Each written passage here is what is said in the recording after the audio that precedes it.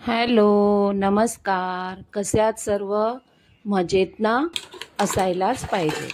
स्वागत आहे तुमचं स्नेहाज आर्ट अँड कुकिंग या माझ्या यूट्यूब चॅनलवर. भातुकलीचा खेळ खेळता खेळता त्यातली भांडी कधी मोठी झाली कळलेच नाही. आता या खेळाने इतके गुंतवून ठेवले की दिवस कधी सुरू होतो आणि कधी संपतो ते कळतच नाही.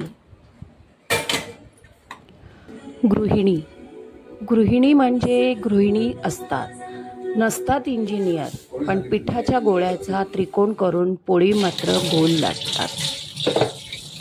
नसतात शास्त्रज्ञ, पण हातात मात्र प्रत्येक व्यंजनाचे मोजमाप अचूक ठेवतात.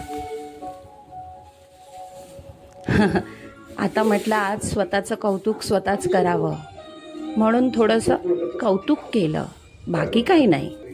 तर भाज्या आणल्या आहेत. चहापाती एवढा छान मिळाला तर तो कट करून ठेवते आणि हे असंच फ्रीजमध्ये भरून ठेवते. बाहेर ठेवलं तर त्याचा वास निघून जातो.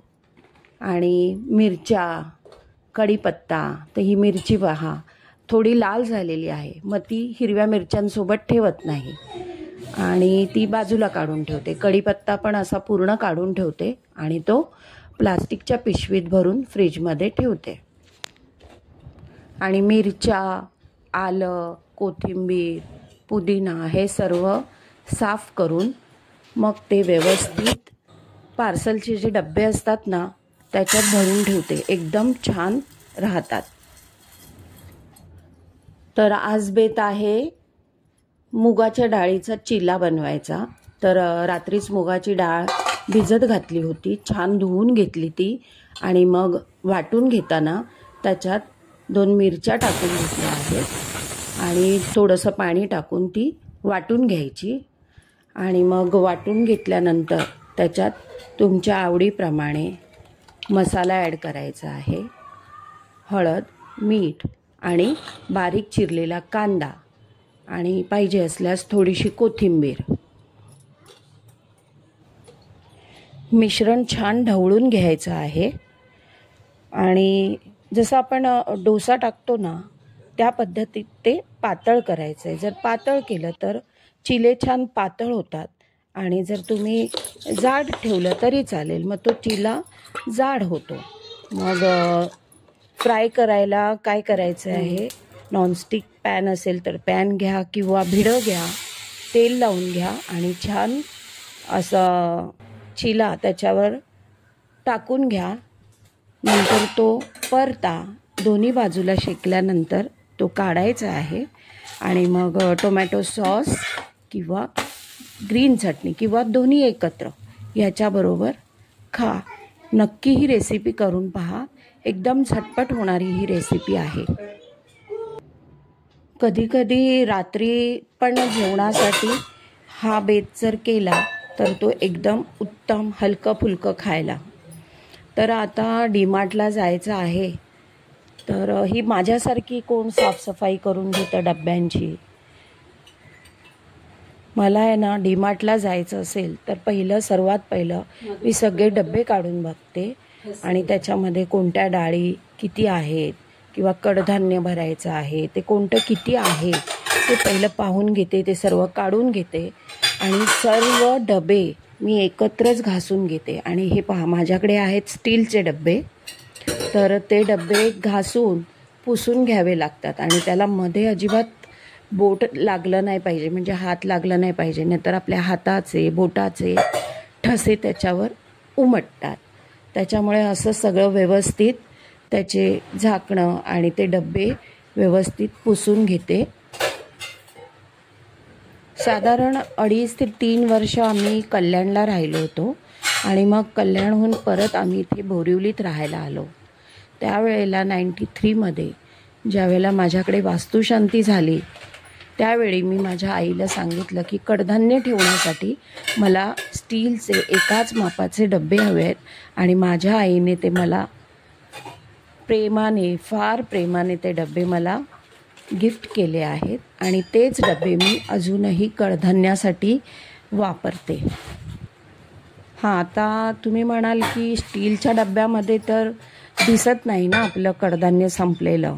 पण ज्यावेळेला नवीन संसाराला सुरुवात केली ना, तेव्हा अशाच प्लास्टिकच्या बॉटल होत्या माझ्याकडे. पण मग त्यातलं कडधान्य किंवा डाळी संपल्या ना, की ते दिसायला खराब दिसतं. स्टीलच्या डब्यामध्ये कसं कळत नाही. आणि आता सगळेच डबे एका साईजचे नाही आहेत. काही काही लहान मोठे पण आहेत. तर अभ्यास कसा तोंडपाठ असतो तसा आता माहिती झालेले आहे. चहा पावडरचा डब्बा, साखरेचा डब्बा, ठराविक डबे आहेत. डाळींचा डब्बा पण, तो ठराविक डब्बाच बरोबर मी झाकणाला धरून उचलते. आणि कधीतरी असं होतं मागे पुढे ठेवला गेला तरी पण जी माझी उचलायची पद्धत आहे ना डबा, तो अगदी वरती धरते झाकणाकडे आणि खाली बुडाकडे धरते. म्हणजे मध्ये अजिबात हात लावायचा नाही डब्याला, जेणेकरून डब्यांवर ठसे उमटणार नाहीत. तर पहा, हे आता हिरवे चणे आहेत ते मी भिजत घालून बॉईल करते. आणि मग त्याच्यामध्ये छान असं गाजर, नंतर बीट, कांदा, टॉमॅटो हे उकडून घ्यायचे आणि हे सर्व टाकायचं आणि वरतून मस्त असं लिंबू पिळायचा, मसाला हिरवी मिरची घालायचा आणि वा, चना चाट इतका सुंदर लागतो ना. आणि मग आता अशा प्रकारे माझे सगळे डबे घासून झालेले आहे. उरलेलं सगळं कडधान्य मी डब्यांमध्ये भरून घेतलं आहे. आणि आता हे सगळं मांडून घेते आहे. आणि मग आता उद्या डीमार्टला जाणार आणि आलेलं सामान सगळं भरून घेणार. म्हणजे माझं काम एकदम परफेक्ट, सगळं हाताबरोबर होऊन जातं. तुम्ही काय करता, तुमची कशी पद्धत आहे, मला कमेंटमध्ये नक्की सांगा. तर आता घासलेले सर्व डबे मी लावून घेतलं आहे. हे सर्व काम आटपून झालं आहे. तर प्लॅटफॉर्म पण छान असा धुवून पुसून घेतला आहे. तर आता ही नाश्त्याची भांडी आहेत, ती थोडी नाश्त्याची भांडी साफ करून घेते. मग सिंक रिकामा होईल. तर हाताबरोबर सिंकसुद्धा घासून घेते. तर मी विम लिक्विडसुद्धा वापरते आणि विम बार देखील वापरते. तर बेसिन घासण्यासाठी विम लिक्विडचा उपयोग करते आणि तारेने तो घासून घेते. त्याच्यामुळे तो कसा एकदम धुवून झाल्यानंतर एकदम छान लख्ख दिसतो. आणि त्याच्यासोबतच मी ही जी वॉल आहे, त्या टाईल्स माझ्या आहेत त्या पांढऱ्या रंगाच्या आहेत. त्या टाईल्स पण हातासोबतच धुवून घेते. आणि हा सिंक बसवला आहे, त्या चारही बाजू देखील व्यवस्थित घासून धुवून घेते. ह्या सिंकला जो टॅप बसवून घेतला आहे ना, तो छान असा दोन्ही बाजूला फिरतो.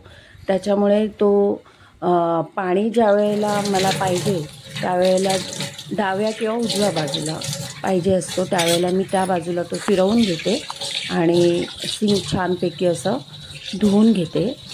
तर ह्या टॅपची पण जी पाण्याची पिशवी लावलेली आहे ती काढून घेतली आहे मी, ती धुवून घेते आहे. आणि